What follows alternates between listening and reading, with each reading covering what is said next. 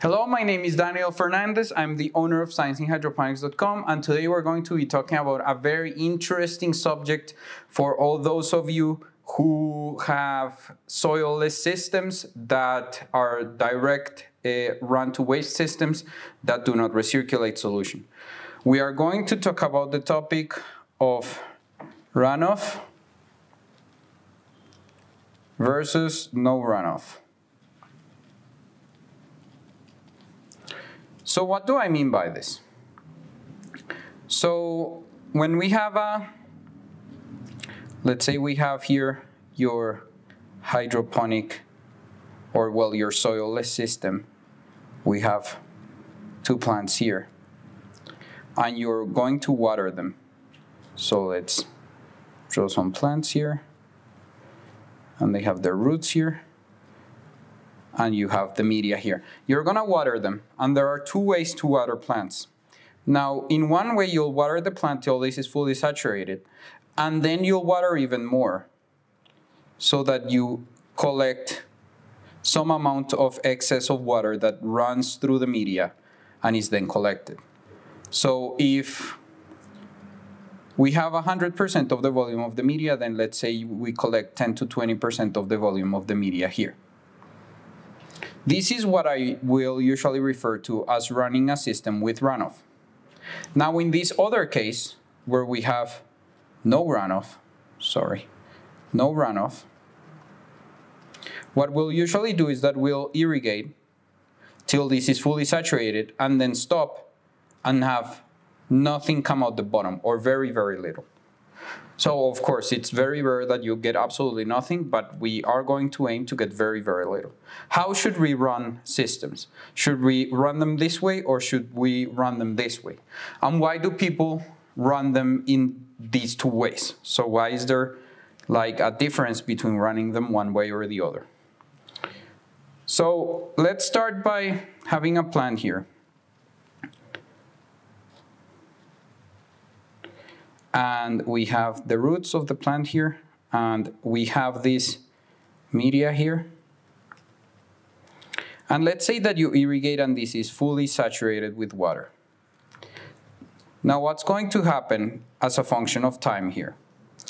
So the plant is going to start to draw water up its roots into the leaves, and it will evaporate from the leaves, which is what we call transpiration. So water will be going out. Now, what do we have here? Initially, we have a solution that has a conductivity, let's call it EC0, and the plant starts to draw this water up top. Now, in the next scene we have here, we have the plant here and the media, the roots. Now we have less water, so let's say it's only half of the water remains. Now, what's going to be the EC of this water that I'm going to call EC1, of the water that remains inside here? So there are basically three choices. We either have that EC1 is equal to EC0, we have that EC1 is greater than EC0, EC0, or we have that EC1 is lower than EC0. So what dictates what we will get in these cases?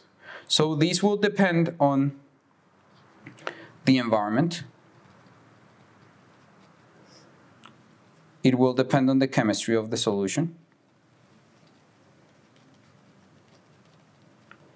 And it will depend on root health. This is because we have another source to lose water, which is we can also lose water directly through evaporation. That does not require transport through the plant. And water lost through evaporation will lead to an increase of the EC. The EC will also increase if the plant uptakes more water than it does nutrients, or if it uptakes ions that contribute less in proportion to ions that contribute more to the EC. And we also have a case where this EC is lower if the plant took up more ions than it did water. So if active uptake of ions was stronger than passive uptake of ions, which can happen. So this depends on how the chemistry of the solution is managed. Now, in the end, we will have very little water here. So when this is dry, we will have very, very little water. And then we'll have the plant here. Very little water. And any of the salts that if we have all that water, then we will have some salts here building up because of this evaporation. So let's talk about the plant uptake of nutrients and why these can change the scenario that we have here. So how will plants uptake nutrients? Plants will uptake some nutrients very aggressively. So we have nutrients like N, K, and manganese. These will be uptaken way more than phosphorus. And this is usually uptaken way more than, say, calcium, magnesium, or sulfur, or something like iron. So these are the ones that we refer to as being passively uptaken. So these are passively taken up, and these are the ones that are actively taken up. And from the ones that are actively taken up, nitrogen and potassium and manganese are uptaken actively way more than phosphorus, and they are usually, especially these two, in way higher concentration than the rest. So if you actually tested a hydroponic solution in a hydroponic system, so in a system that has no media, with time you will see that nitrogen and potassium will drop very, very fast compared to all the rest. Then you will have phosphorus drop, but these will not drop that much. So the concentration of them in solution will be basically unaffected because the plant will draw water and these nutrients almost at the same time. So the concentration of these will only increase as a function of evaporation that is not plant mediated, but just evaporation from the media. So what happens with time is that you might have a solution. Let's say we have a solution here that starts with this composition.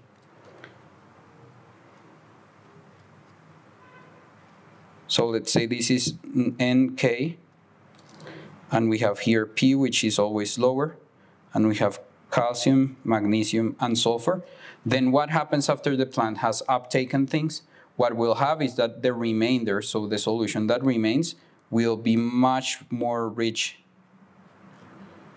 in these elements. So we will have a lot of these, and then we will have very little of nitrogen and potassium, and we will have a lot of this. So as we do subsequent irrigations, what happens when we irrigate again? What the plant will see will be a combination of the solution that we irrigate with whatever remained there in the plant, which will be very calcium and magnesium rich. So this means that our nutrition needs to be very different in both cases. Why? When we do runoff, our main objective is to get rid of this accumulation of salts. So we seek to flush them out. By flushing them out, we ensure that what we feed is always what we get in the plant here. While when we use no runoff and we feed, we are basically accumulating these nutrients here in the media. So we need to feed less of them so that we can compensate for that. So both of these can work, but in this case, in the case of no runoff, then we need to absolutely change the composition of our solution so that we do not accumulate a lot of calcium, magnesium, and sulfur within our nutrients. And phosphorus also accumulates to a significant extent. So we want to avoid the accumulation of these nutrients here, and therefore our nutrient solution needs to be very different. And you will see that commercial solutions that are generally sold to growers of all types will be meant to be used in this manner. So this is what commercial nutrients will be formulated for, because they are formulated so that you always feed those nutrients. So you want to flush any accumulation out, and this has several problems. So let's talk about the differences between the two. So the advantages and disadvantages of runoff and no runoff. So in the runoff, what we have is that we have an advantage, and this, we flush any excess of nutrients out. So we always try to flush these excesses that we build of these nutrients that accumulate in the solution. We always, for that reason, We can keep ideal ratios by controlling the nutrient solution. So we can actually always feed what we want the plant to be exposed to, and then we ensure that that's actually received by flushing and ensuring that we never accumulate those things in the media. Another thing that we have is that we can control the pH.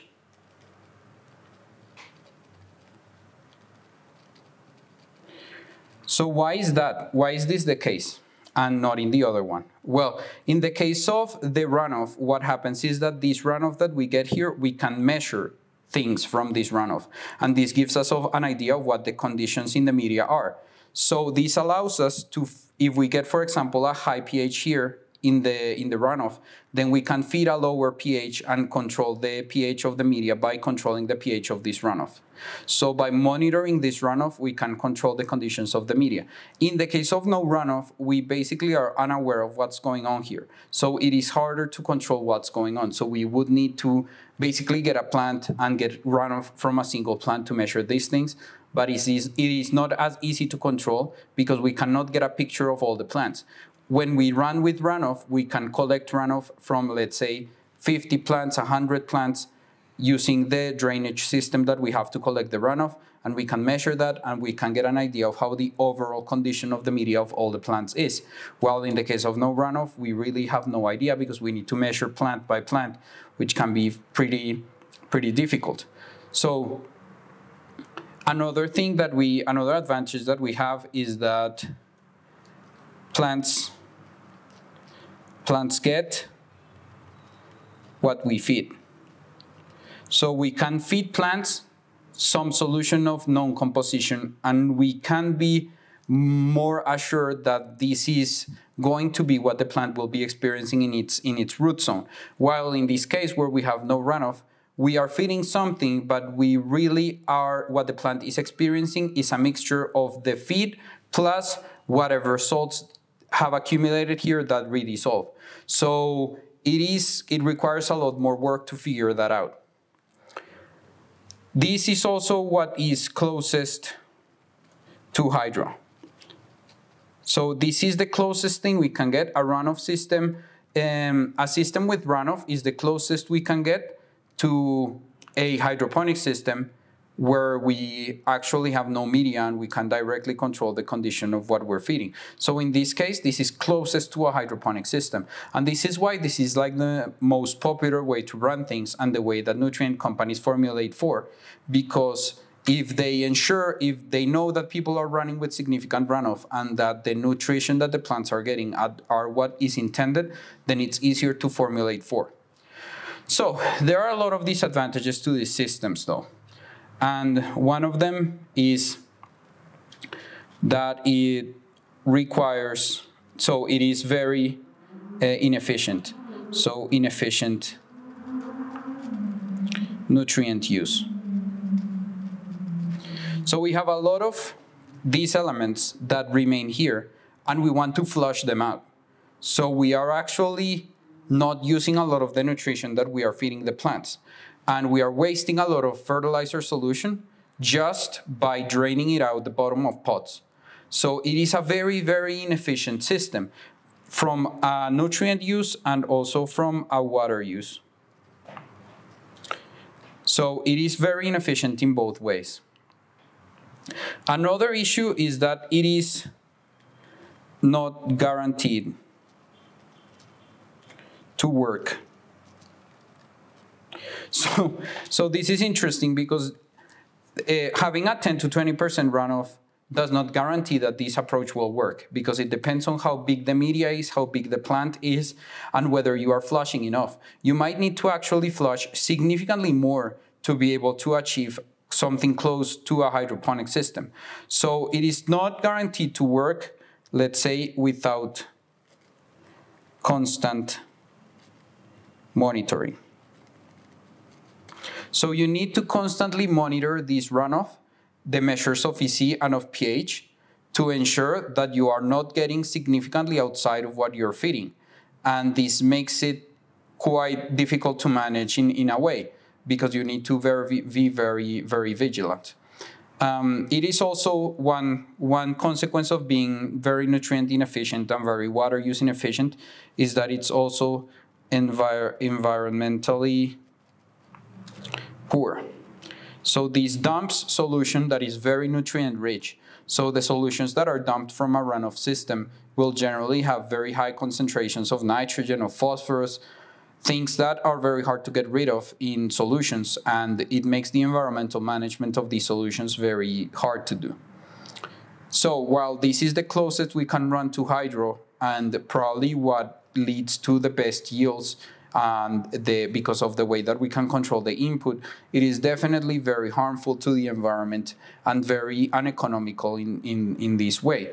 This is why it's seldom used in the commercial hydroponic industry, which prefers to run either with no runoff or with recirculating systems. Things like tomatoes are almost never run in this type of system because of how uneconomical it is. Even if it gives you higher yields compared to a system like this with no runoff, it is something that is not done because of the inefficiencies of it. Now, in the no runoff system, then we have the opposite, right? It is very nutrient efficient. Why? Because we are never getting anything out. So all the nutrients we put in, the plant is going to be using because they are not getting out anywhere. So they are just getting either into the plant. They are not getting out the pot anyway. So they are either getting into the plant or they are getting just being left in the pot, but they are not being dumped anywhere. So it is very nutrient efficient. It is way more water efficient. And it is, of course, well, I already said fertilizer efficient and water. Oh, it is environmentally friendly because we don't have these efficiency problems, and it has some issues, right? So it is, of course, harder to design the solutions because it requires a good understanding of the uptake characteristics of the plant that you're dealing with, because you need to ensure that the plant has enough calcium, magnesium, and sulfur, but you also need to ensure that they do not accumulate. So this means that you are going to be underfeeding in the beginning, so that you don't want to underfeed too much in the beginning, but you're going to be feeding significantly less. So the plant will never be under like perfect conditions, but it will always be under a little bit of suboptimal conditions, although you can grow great plants in a no runoff system, provided you adapt the solution to how things accumulate in the media. So another thing is that it involves more tests, so more media tests and more solution tests to ensure through the crop cycle that you are getting the perfect nutrition. Here requires a lot of testing. Of course, you can do these approaches without much thought to them, and you can still get good results, but normally if you want to ensure that you have always the best conditions, it requires a lot of additional testing. So this also makes them harder for people to do, right? There is also another thing that is tied to this. It's harder to monitor how things are going, because as I mentioned, when a system is designed for this type of thing, I can just sample the runoff and get an idea of how things are going.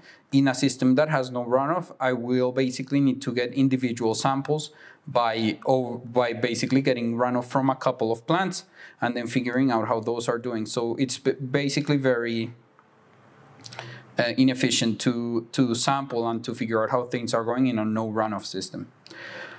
So definitely if you're doing things this way, if you're doing things with runoff, then this is a way to grow plants that is proven, that is effective, that can be done. It still requires a lot of monitoring, but it gives you the closest thing to hydro that you can get. So if producing great crops and not caring about anything else is the only thing that matters, like lowest effort to produce the best crops regardless of environmental impact or nutrient use, then this is what you should be doing. However, because of the environmental impact of growing like this, most people in the future will likely need to shift to a no runoff approach. A no runoff approach means that you cannot use commercially available nutrients which are designed for this runoff-based approach. So you will need to probably design your own regimen based on how much water your plants are uptaking and what specific crop you're growing and how you're growing it and the size of your plants and all of this. So you will need a regime that takes this into account, that will create solutions that basically change with time, depending on how much of these nutrients have accumulated. But then you will have the advantage of having a much more nutrient and water efficient crop and a much more environmentally friendlier crop. So you'll see that many plants are grown like this. Many flowering plants are grown like this, especially like not things like chrysanthemums and plants that are like things like roses, so plants that are not grown because of their yield, but grown just because you want to sell the plant itself. So all these ornamental flowers are always grown in this no runoff type of system. However, when you grow a high yielding plant, it's complicated to grow them under this no runoff paradigm. Growing tomatoes under no runoff is complicated. Growing strawberries is complicated. It can be done, but as I mentioned, it needs to you need to deal with a lot of this testing of the media, see what there is, adjust the nutrient solution through time so that you are only feeding what the plant needs and you are not over accumulating all these substances and you are not getting into bad pH levels in the media, which is another thing that can happen that you cannot control very well in a no runoff system, but in a runoff system is very, well, it's not trivial, but it's much easier to control. So as you can see, not very simple. And no way of growing is better than the other. It's just that one has way different advantages than the other. And you just need to grow with fertilizers that are adjusted to whichever way you're going to be growing in. So please remember to like and subscribe and see you on the next video and bye-bye.